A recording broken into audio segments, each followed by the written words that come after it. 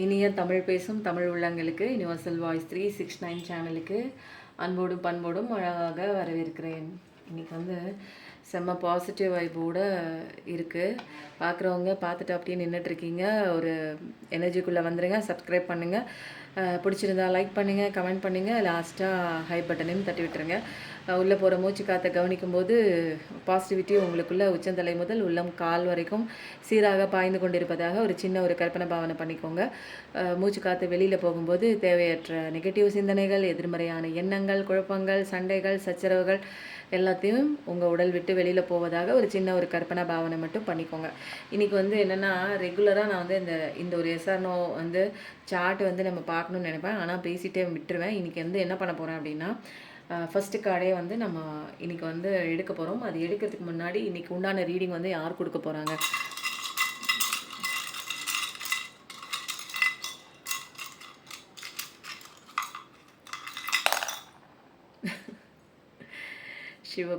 சிவாப்பாவும் வந்திருக்காங்க, ஆஞ்சநேயரப்பாவும் வந்திருக்காங்க. நிறைய ரீடிங்கில் சிவாப்பா வந்து டாமினேட் ஆகிடுறாரு. ஆனால் வந்து கீழே வந்து விழுந்தது வந்து ஆஞ்சநேயரப்பா வந்து இன்றைக்கி நம்ம எடுத்துருவோம். ஏன்னா எல்லாம் ஒன்று தான், கடவுள்களில் எல்லாம் ஒன்று தான். இன்றைக்கி வந்து என்னென்னா, இந்த ஒரு எஸ்ஆர்னோ மேலே விழுந்ததுனால நம்ம இவர் எடுத்துருவோம். ஓகேங்களா? ஓகே, இன்றைக்கி வந்து ஆஞ்சநேயர் அப்பாவோட ஒரு சீக்ரெட்டான ஒரு கைடன்ஸ் வந்து என்னங்கிறத பார்க்கலாம்.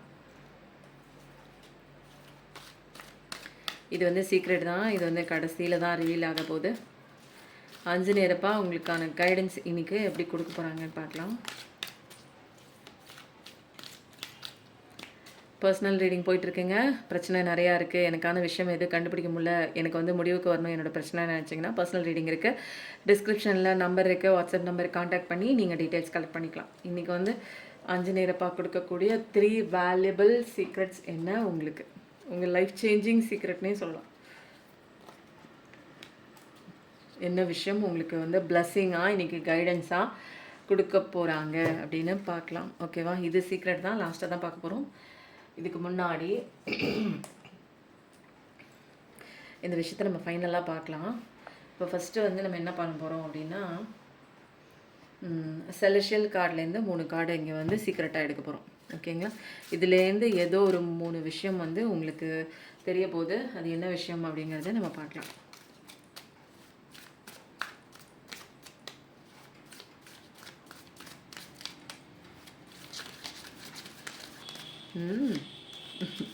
நான் வருவேன், நீ வருவேங்கிற மாதிரி இருக்குது.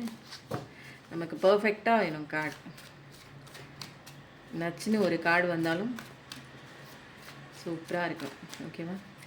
இதில் 3 கார்டு, இதுவும் வந்து சீக்ரெட்டான ஒரு கார்டு தான். 1 2 3. ஓகேவா? இந்த கார்டும் நம்ம வந்து ஃபைனலாக தான் எடுக்க போகிறோம். இப்போ வந்து என்ன பண்ண போகிறோம் அப்படின்னா, எனர்ஜி கார்டு பார்க்குறவங்களுக்கு என்ன விஷயம் வந்து இப்போ தெரிய போகுது அப்படிங்கிறத பார்க்க போகிறோம். யாருக்கோ போய் சேர வேண்டிய விஷயம் கவனித்து கடைசி வரைக்கும் உன்னிப்பாக பாருங்கள். ஏதாவது தேவையான உங்கள் லைஃப்பை மாற்றக்கூடிய ஏதாவது சில விஷயங்கள் உங்களுக்கு இதில் கைடன்ஸாக வரலாம். அழகான ஒரு என்ன வருது அப்படின்னா, உங்களுக்கான நியாயம் வெகு சீக்கிரத்தில்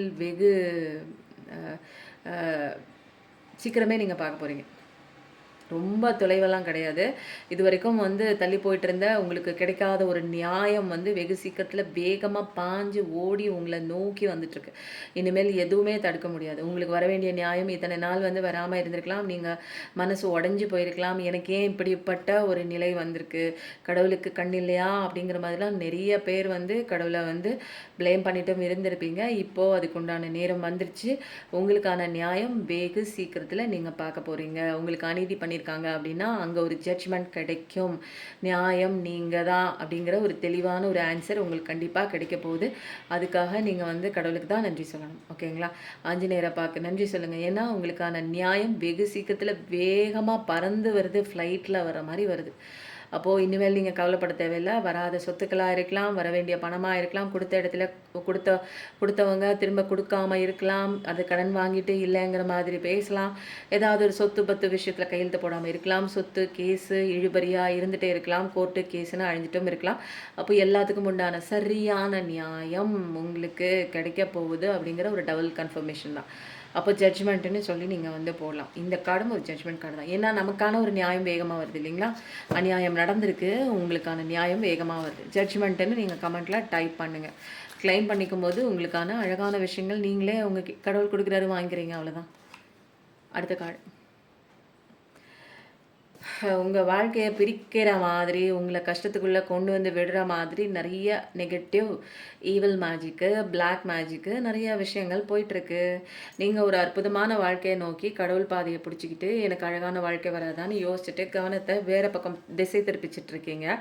ஆனால் உங்களுக்கு முன்னாடியே கண்ணுக்கு தெரியாமல் உங்கள் முன்னாடி நல்லவங்களாகவும் உங்களுக்கு பின்னாடி அவங்களுடைய அந்த ஒரு கெட்ட பார்வையினால் உங்கள் வாழ்க்கையை அழிக்கக்கூடிய விஷயமா நிறையா மாந்திரீக வேலைகள் பண்ணி கொண்டு தான் இருக்கிறாங்க. உங்களை சந்தோஷமாக இருக்க விடக்கூடாது உங்கள் பார்ட்னர் கூட, அல்லது உங்களையும் உங்கள் பார்ட்னரையும் சந்தோஷமாக இருக்க விடாமல் சேர விடாமல் நிறைய விஷயங்கள் வந்து இங்கே ஈவல் மேஜிக் போயிட்டுருக்கு. ஆனால் ஒரு புறம் நீங்கள் என்ன பண்ணிகிட்ருக்கீங்க, எனக்கு சந்தோஷம் கிடைக்காதா, நான் ஆசைப்பட்ட விஷயம் எனக்கு கிடைக்காதா, கடவுளேன்னு கடவுளை பிடிச்சிட்ருக்கீங்க.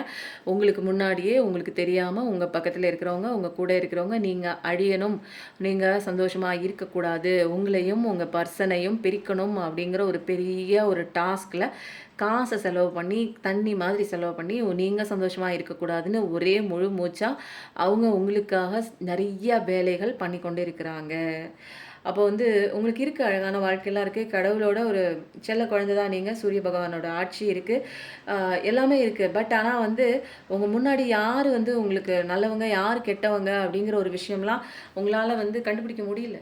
அந்த ஒரு சூழலில் வந்து என்ன இருக்குன்னா, நெகட்டிவ் மேஜிக் அவ்வளோ தீவிரமாக இருக்கிறதுனால உங்கள் மேலே வந்து அவங்க நெகட்டிவ் மேஜிக் கொடுக்குறாங்க. ஏன் வந்து உங்களுக்கு அது வந்து காயப்படுத்துது, நீங்கள் வந்து வலுவிழந்து உங்களோட பிரச்சனைகளை சால்வ் பண்ண முடியாமல் கவலைப்பட்டுட்டு கண்ணீர் விட்டு இருக்கீங்க. ஏன் அப்படின்னா உங்களோட ஆரா ஃபுல்லாக நெகட்டிவாக இருக்குது. உங்களோட ஆறால் ஒரு பவர் இல்லை, ஒரு பாசிட்டிவிட்டி இல்லை, ஃபுல்லாக நெகட்டிவிட்டியாக இருக்குது.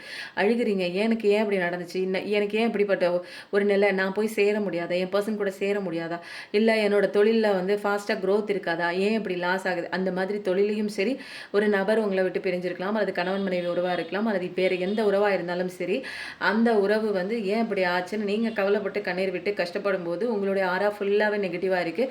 இந்த ஈஸியான நெகட்டிவ் ஆரா இருக்கும்போது உங்களுக்கு ஈஸியாக அவங்க பண்ணுற பிளாக் மேஜிக் உங்களை வந்து தாக்கிடுது. ஏன்னா ப்ரொடெக்ஷன் தாங்க ஆரா. மெடிடேஷன் பண்ணி பண்ணி நம்மளோட ஆராவை வந்து இன்னும் பெருசாக, புத்தர்லாம் பார்த்தீங்கன்னா பல கிலோமீட்டர் அளவுக்கு அவரோட ஆன்மா ஒரு ஆறாலாம் இருக்குங்களாம்.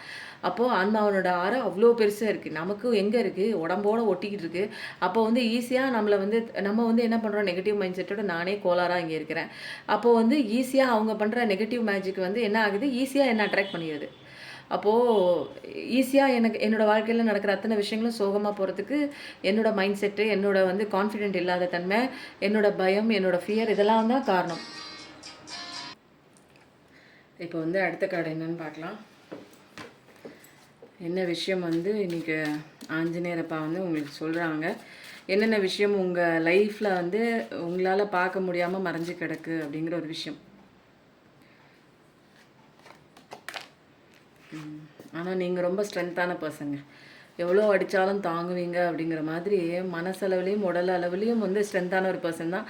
ஆனால் ஒரு சில காயங்கள், ஒரு சில பெயின், ஒரு சில நபர்கள் வந்து கொடுக்குற அந்த வலியில் வந்து நீங்கள் உடஞ்சி போயிடுவீங்க. பட் ஆனால் உங்களால் வந்து இவ்வளோ கஷ்டங்கள் எதுக்கு உங்களுக்கு வருது அப்படின்னா, எல்லாத்தையும் தாண்டி நீ வரக்கூடிய ஒரு அருமையான ஒரு பவர்ஃபுல்லான ஒரு சோல் தான், ஆன்மா பவர் இருக்குது அப்படிங்கிறத தெரிஞ்சுக்க தான் போகிறீங்க. உங்கள் ஸ்ட்ரென்த் ஏன்னா அவ்வளோ ஒரு பவர் இருக்குது உங்ககிட்ட.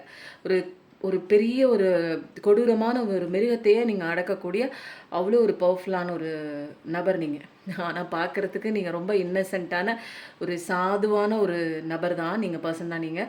பட் ஆனால் உங்ககிட்ட இருக்கிற அந்த சட்டில் பவர் எப்படின்னு வச்சுக்கோங்க, பெரிய மிருகத்தையே எவ்வளோ பெரிய கஷ்டங்களையும் சரி செய்யக்கூடிய ஒரு அழகான ஒரு பவர் உள்ள ஒரு ஆன்மா தான் நீங்கள். மேஷ ராசி, தனுசு ராசி, சிம்ம ராசியாக கூட இருக்கலாம். உடனே இந்த ராசி மட்டும்தான் ரெசனேட்டுங்க, இது ரொம்ப டாமினேட்டாக இருக்குது. ஓகேங்களா, அந்த மாதிரி ஒரு பர்சன் தான் நீங்கள். ரொம்ப நியூ பிகினிங் தான், லைஃப் நல்லா இருக்குது இனிமேல். இதே மாதிரி ஈவல் மேஜிக்கே பண்ணிகிட்டு இருக்காங்க, நான் சந்தோஷமாக இருக்காங்கன்னா இந்த மாதிரி எவ்வளோ வேணாலும் கஷ்டம் கொடுக்கட்டும்.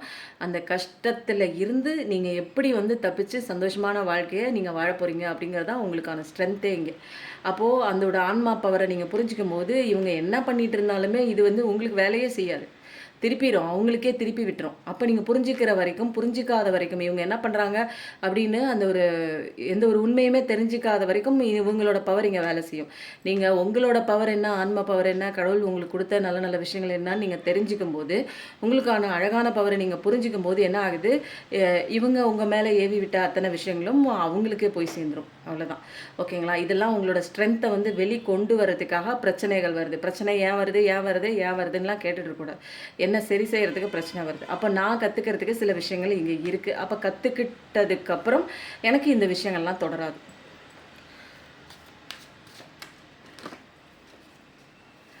பார்க்க வேண்டியவங்களுக்கு இன்றைக்கி வந்து ஆஞ்சநேயர் அப்பாவோட கைடன்ஸ் என்ன வருது, ரொம்ப டிஃப்ரெண்ட்டாக நிறுத்தி நிதானித்து யாருக்கோ பர்டிகுலராக நிறைய பேருக்கு போக வேண்டிய விஷயமாக தான் இருக்கும்னு நினைக்கிறேன். நிறைய பேர் அப்படி தான் நினச்சிட்ருக்கீங்க. சில பேர் வந்து என்னென்னா வாழ்க்கையில் பட்ட அடியில் வந்து எதையுமே பார்க்க மாட்டீங்க, லைஃப்பில் எதுவுமே வந்து ரசிக்க மாட்டீங்க. ஒரு விஷயம் ஒருத்தர் உங்களை ஏமாற்றிருக்கலாம், ஒருத்தர் உங்களை காயப்படுத்திருக்கலாம், அன்பு காமிச்சு ஏமாற்றிருக்கலாம், அல்லது ஏதாவது ஒரு நம்பிக்கை துரோகம் பண்ணியிருக்காங்க அப்படின்னா வாழ்நாளில் நான் இனிமேல் யாருக்கும் அன்பு கொடுக்க மாட்டேன், எந்த அன்பும் நான் ரிசீவ் பண்ண மாட்டேன், எனக்கு எதுவுமே வேண்டாம். ஒரு அம்மா அப்பா அன்பாக பேசினா நான் கேட்க மாட்டேன், ஒரு ஃப்ரெண்டு பக்கத்தில் அன்பாக பேசி ஆறுதல் கொடுத்தாங்கன்னா நான் கவனிக்க மாட்டேன். அந்த மாதிரி ஒரு கண்ணோட்டத்தில் கடவுளே வந்து நானே உனக்கு அன்பு கொடுக்குறேன்டா, அவனுக்கு புண்களெல்லாம் ஆற வைக்கிறேன், உன் வாழ்க்கையில் எல்லாமே நல்லது பண்ணுறேன்னு அவரே வந்தால் கூட நீங்கள் கண்ணை மூடிட்டு கண்ணை திறக்க மாட்டீங்க, மெடிடேஷன் ஸ்டேட்டுக்கு போயிட்டீங்க. நீங்கள் இந்த உலகத்தை விட்டுட்டு இந்த உலகத்தோட கனெக்டிவிட்டி ஆகாமல் வேற ஒரு உலகத்தில் இருக்கீங்க, நடைப்பின மாதிரி வாழ்ந்துட்டுருக்கீங்க. அப்போது நான் எதுவும் வாங்க மாட்டேன் அப்படின்னு கையையும் கட்டிக்கிறீங்க, காலையும் கட்டிக்கிறீங்க. நான் எதுவுமே மூமெண்ட்டும் எடுக்க மாட்டேன், நடக்கவும் மாட்டேன், நான் எந்த வேலையுமே எனக்காக செய்யவும் மாட்டேன், எனக்காக யாரும் வேணாம், நீங்கள் வரவும் வேண்டாம் அப்படிங்கிற மாதிரி ஒரு விஷயத்தில் நீங்கள் வந்து இருக்கீங்க இப்போதைக்கு. அப்போ வந்து கடவுள் என்ன பண்ணுவார், உங்களுக்கு வழிகாட்டுதலும் செய்கிறாங்க. என்னமோ கடவுள் தான் இங்கே எல்லா கஷ்டத்தையும் கொடுத்த மாதிரி நீங்கள் வந்து இது பண்ணிகிட்ருக்கீங்க. நீங்கள் தவறான உங்கள் ஆன்மா பாடத்தை வந்து படித்ததுனால தான் இங்கே படிக்கிறதுக்காக வந்திருக்கோம். படிக்கிறதுக்கு ஹெல்ப் பண்ணிகிட்டு இருக்காரு யார் அப்படின்னா கடவுள். உங்கள் மைண்டு உங்களை அழிச்சிட்டே இருக்குது. நீங்கள் பாடங்கள் படிக்க விடாமல் உங்கள் மைண்டில் தோன்ற எண்ணங்கள் டிஸ்ட்ராக்ஷன் பண்ணுது. கடவுள் அந்த மைண்டை வந்து அந்த மைண்டு கார்டு தான் முருகன்கிற அந்த ஒரு எலக்ட்ரோ மேக்னெட்டிக் ஃபோர்ஸ் தான் உங்களை வந்து இந்த கலியுகத்தில் நீங்கள் யாருன்னு தெரிஞ்சிக்க வைக்கிறதுக்காக நிறைய விஷயங்கள் திரும்ப திரும்ப நீங்கள் வந்து விலகி போகிறீங்க. லெசன் படிக்காமல் விலகி போகும்போதெல்லாம் கடவுள் உங்களை பிடிச்சி இழுத்து தரன்னு இழுத்து லெசன் படிக்க வைக்கிறாங்க. அப்போ கொஞ்சம் பெயினாக தான் இருக்கும். ஏன்னா நம்ம தப்பாக லெசன் படிச்சுட்டு வந்திருக்கோம், லெசனே படிக்காமல் வந்திருக்கோம் அப்படிங்கிறதா முக்கியமான ஒரு விஷயம். அதனால தான் நமக்கு வந்து என்ன ஆகுது, லெசனே படிக்கல, திடீர்னு ஒருத்தங்க வந்து ஒரு பெரிய பப்ளிக் எக்ஸாம் கொஸ்டின் பேப்பர் கொடுத்து நீ பண்ணு அப்படின்ட்டாங்க. எனக்கு அந்த கொஸ்டின் பேப்பரை பார்த்தா என்ன இது வரைக்கும் வராத கேள்வியாக இருக்குது, நான் இதை எப்படி நான் எழுதுவேன்னே தெரியல. அப்போ அந்த இடத்துல என்ன பண்ணுறீங்க, பயந்து போய் அந்த லெசனை படித்து தான் ஆகணும், வேறு வழி இல்லை. இந்த கொஸ்டின் பேப்பர் நீ ஆன்சர் நீ எழுதினா தான் அடுத்த கட்ட மூவ் அப்படிங்கிற ஒரு மூவ் வரும்போது என்னடா அது இப்படி ஒரு விசித்திரமாக இருக்கே, இந்த மாதிரி ஒரு கொஸ்டின் பேப்பர் இப்போ வரும்னு நான் பார்க்கவும் இல்லை, இது எப்படி வந்துச்சு, இதோட கொஸ்டின் என்ன, இதோட சிலபஸ் என்ன, எதுவுமே எனக்கு தெரியாதே, யாருமே சொல்லிக் கொடுக்கலையே அப்படிங்கும் போது தான் அப்படி தான் எல்லாருமே வந்திருக்கும். எல்லாருமே நம்ம முன்னாடி வாழ்ந்தவங்களாம் ஒன்றுமே தெரியாமல் வந்து தான் அடி வாங்கி உதவாங்கி சில பேர் கற்றுக்கிட்டு ஆன்மா நாலேஜ் பெற்றுட்டு போயிருக்காங்க. நிறைய பேர் கற்றுக்கிட்டவங்களாம் எழுதி வச்சுருக்காங்க. சில பேர் ஒன்றுமே தெரியாமல் அடி வாங்கிட்டே ஓடி இருக்கலாம், இந்த உலகத்தை விட்டு போயிருக்காங்க. அப்புறம் திரும்ப போய் மேலே போயிட்டு சோல் ரூபத்தில் ஐயோ இந்த ஜென்மத்துலேயும் படிக்காமல் வந்துட்டேனே, முட்டாளாயிட்டனே, கிடைச்ச சான்ஸை விட்டுட்டேனே நிறைய பேர் வந்து ஃபீல் பண்ணுறாங்க.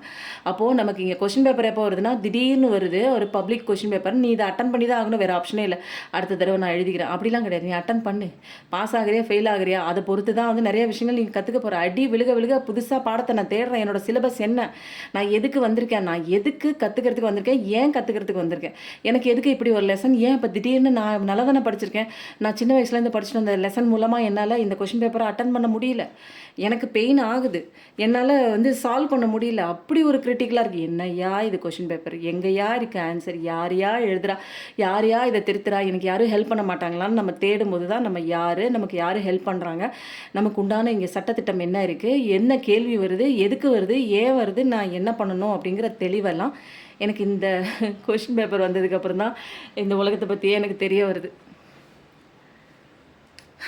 சூப்பரான டவுன்லோட் இல்லை, எனக்கே ரொம்ப என்னென்னா எனக்கு இதை சொல்லி முடித்தோடனே அந்த ஒரு ஃபீலிங், அது மேலேருந்து ஒரு டவுன்லோடு வரும் தெரியுங்களா, அந்த டவுன்லோடு என்னால் ஃபீல் பண்ண முடிச்சு, எனக்கு காதெல்லாம் அடைச்சிக்கிச்சுங்க. உள்ளேருந்து ஒரு பூரிப்பும் வருது, அப்பா ஒரு விஷயத்த தெளிவாக கடவுள் கொடுத்த டவுன்லோடு சொல்லிட்டோம் அப்படிங்கிற ஒரு சந்தோஷம் வருது எனக்கு. நான் பேசும்போதே உங்களுக்கு ஃபீல் ஆகும், காதெல்லாம் அடைச்சி போச்சுங்க. அந்த ஒரு சந்தோஷத்தில் எவ்வளோ ஒரு பவர்ஃபுல்லான டிவைன் மெசேஜ் மேலேருந்து கொடுக்க கொடுக்க நம்ம அந்த அளவுக்கு ரிசீவிங் மோடில் இருக்கணுங்க. இல்லைன்னா நம்மளால் அந்த கடவுளோட அந்த ஒரு இன்ட்யூஷன் வாய்ஸ் எல்லாம் நம்ம ரிசீவ் பண்ணுறோன்னா அப்போது எவ்வளோ ஒரு மீடியேட்டராக நம்ம இருக்கணும் இல்லைங்களா? அப்பா இது வரைக்கும் எனக்கு அந்த மாதிரி ஒன்று காதெல்லாம் அடைச்ச மாதிரி இல்லை. நான் உங்கள்கிட்ட சொன்னதில்லை.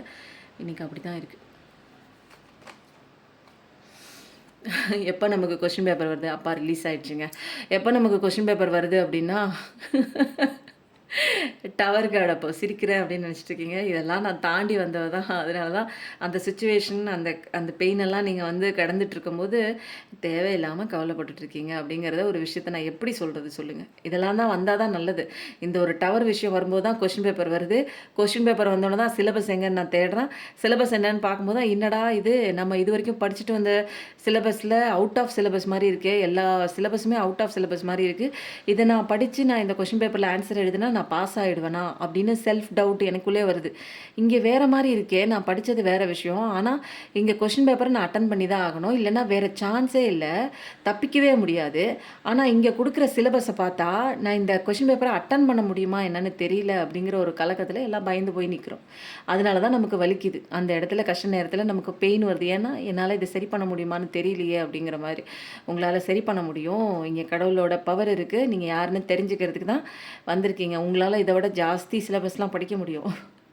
அதனால் நல்ல பவர்ஃபுல்லான ஒரு சொல் தான். ஏன்னா கடவுளோட ஒரு நாலேஜ் இருக்குது. கடவுளோட செல்ல குழந்தை அப்படின்னு நிறைய இடங்களில் உங்களுக்கு வந்து கடவுள் காமிச்சு வைப்பார். ஃபஸ்ட்டு புரிஞ்சுக்க வச்சுப்பார். ஃபஸ்ட் லெசனை படி, அப்புறம் யாருன்னு நீ படிப்ப அப்படின்னு. அப்போ டவர் கார்டெலாம் நிறைய பார்த்துருக்கீங்க. ஏகப்பட்ட விஷயங்கள், நம்பிக்கை துரோகம், கஷ்டம் எல்லாத்தையும் பார்த்த ஒரு சோல். எல்லாம் நல்லது தான், நல்லதாக நடக்குது. நியாயம் வருதுன்னு ஃபஸ்ட்டு சொல்லிட்டாங்க. அப்போது எல்லா கெட்ட காலம் முடிஞ்சிருச்சு. உங்களுக்கு அநீதி நடந்திருக்கலாம், எது வேணாலும் ஆயிருக்கலாம். அப்போது வந்து இங்கே பாருங்கள், அடுத்த கார்டை பாருங்கள். அப்போது இந்த மாதிரி விஷயங்கள்லாம் நீங்கள் சந்திச்சுட்டு தான் வந்திருக்கீங்க. ஒரு துரோகத்தை சந்தித்து வந்திருக்கீங்க. ஒருத்தங்க ஏமாற்றிருக்காங்க, நம்ப வச்சு முழுசாக ஏமாற்றிருக்காங்க. இவங்கெல்லாம் நல்லவங்க மாதிரி எப்படி தான் இப்படிலாம் இருக்காங்க, இந்த நாட்டில் இப்படிலாம் கூட மனுஷங்க இருப்பாங்களான்னு ஒரு மாதிரி யோசிக்கிற அளவுக்கு அப்படி ஒரு வேலையாக உங்களுக்கு பார்த்து விட்டுட்டு போயிருப்பாங்க பின்னாடி. அது உங்களுக்கு தெரியவே தெரியாது. தெரிஞ்சால் கூட ஐயோ இவங்களால எப்படி இப்படி செய்ய முடியுதுன்னு ஒரு ஒரு கருணை பார்வையில் தான் நீங்கள் அவங்கள பார்த்துட்ருக்கீங்க. என்னமோ போங்க, லைஃப்பில் நிறைய பேருக்கு இப்படி ஒரு பாடங்கள் ஏதோ அது சம்மந்தப்பட்ட விஷயங்கள் நீங்கள் வந்து படிக்கிறதுக்காக வந்திருக்கலாம். உங்கள் லெசன் அப்படி இருந்திருக்கலாம்.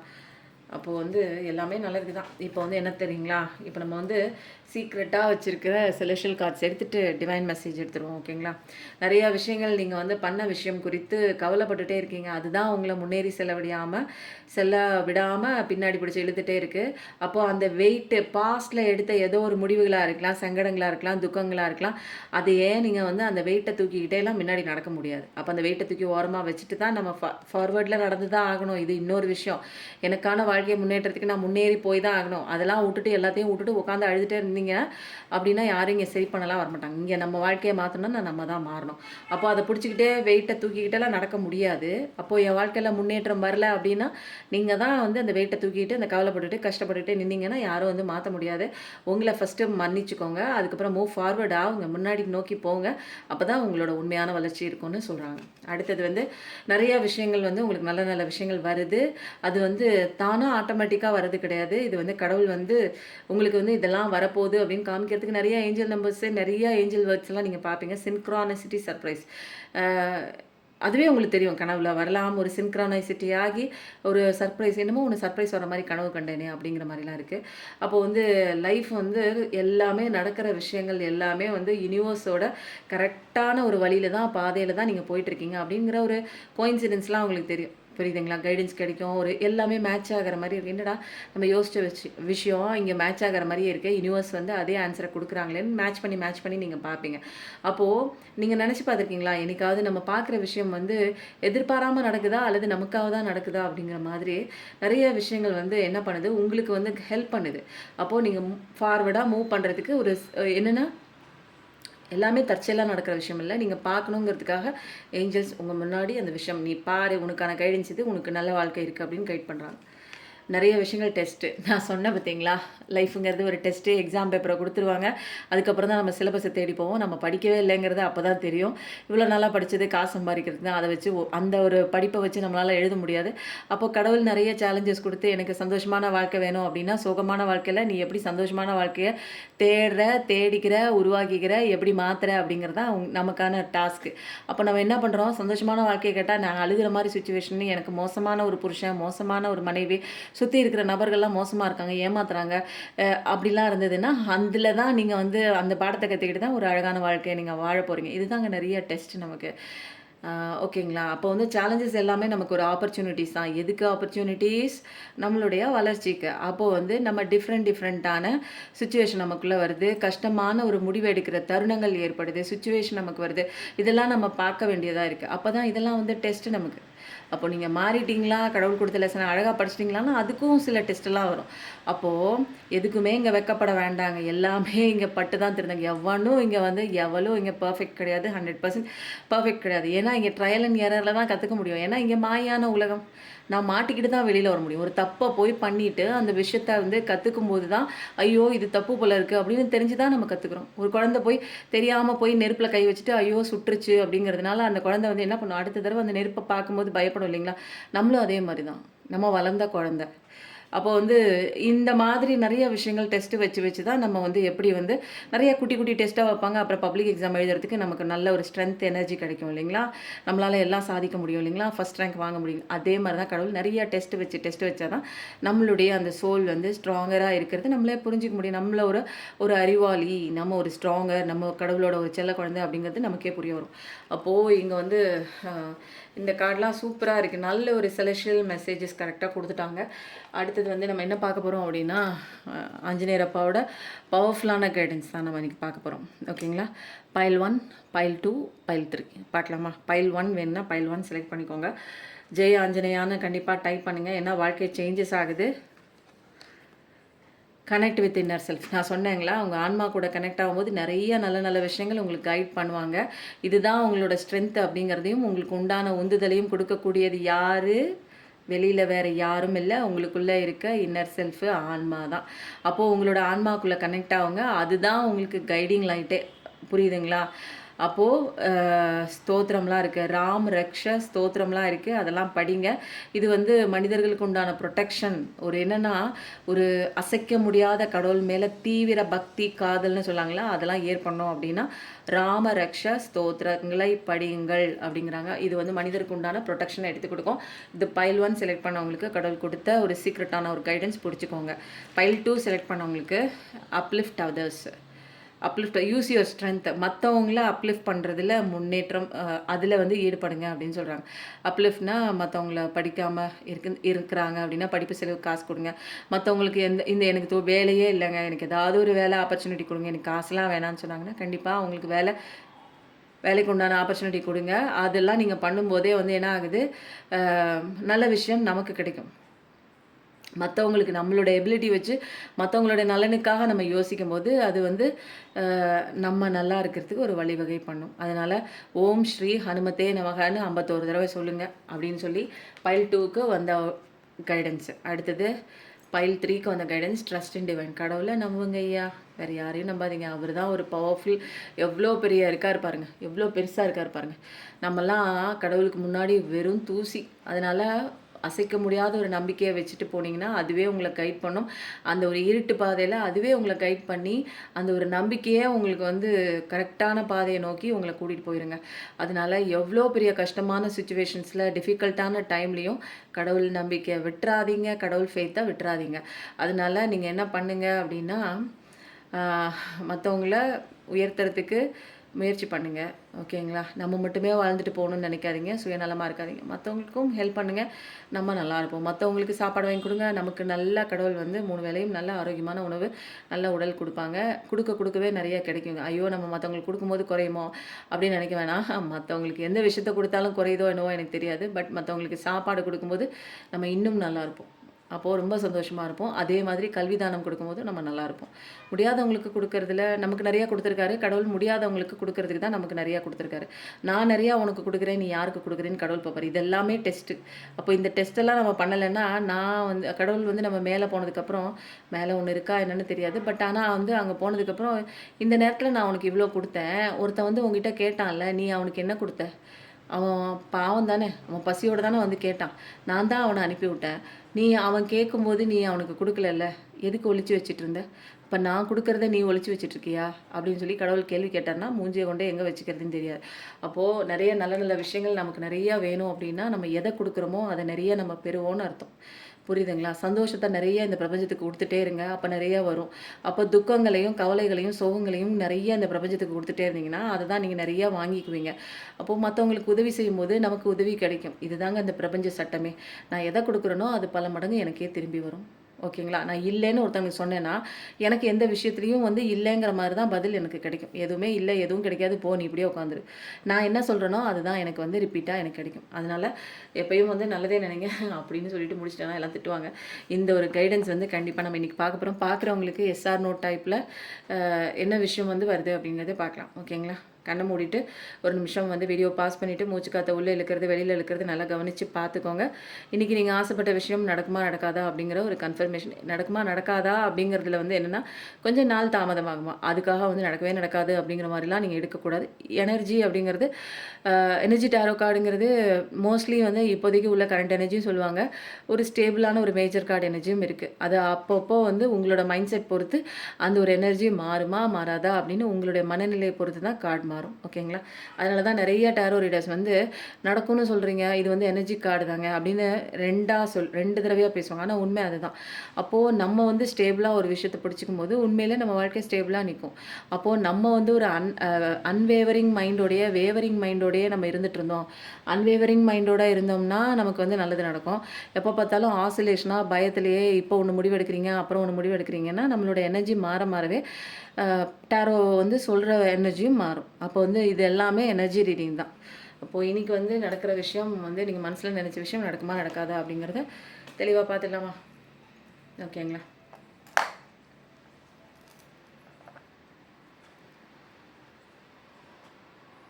எந்த விதமான மூமெண்ட்டும் கொடுக்கல, அதுவாக வைப்ரேட் ஆகுது.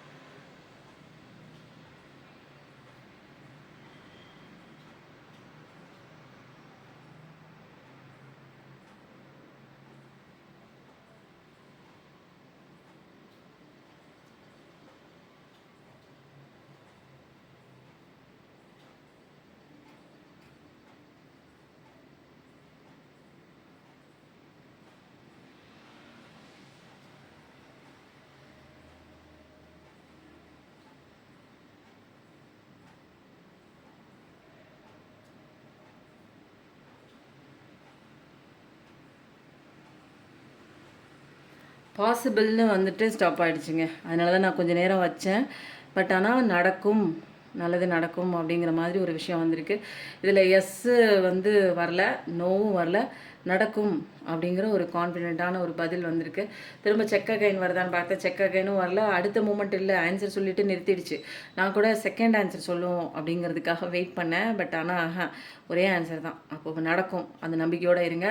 நல்லது நடக்குது, எப்பயும் நல்லதே நினைங்க, நல்லது மட்டும்தான் நடக்கும். Thank you so much. நன்றி, வணக்கம்.